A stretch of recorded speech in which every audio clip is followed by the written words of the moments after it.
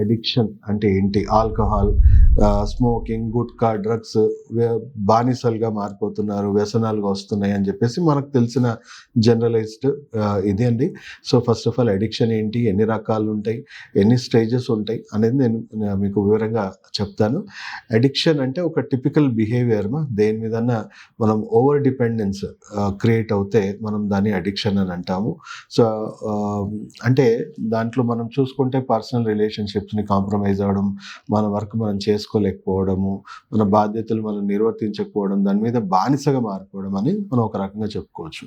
So addiction అనేది ఎందుకు అవుతుంది? ఏ కారణాల వల్ల అవుతుందంటే మన బ్రెయిన్లో మనకి డోపమైన్ అనే ఒక హార్మోన్ కెమికల్ అనేది ఉంటుందమ్మా. అది మీకైనా ఉంటుంది, నాకైనా ఉంటుంది, అందరికీ ఉంటుంది. సో అది మన బ్రెయిన్ని సంతోషపరిచే, సంతృప్తిపరిచే ఒక హార్మోన్, ఒక హ్యాపీనెస్ హార్మోన్ అని చెప్పొచ్చు.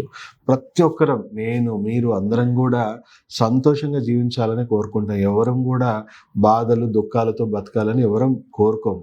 సో ప్రతి ఒక్కరు కూడా ఆ కెమికల్ అనేది బ్రెయిన్కి చాలా అవసరం.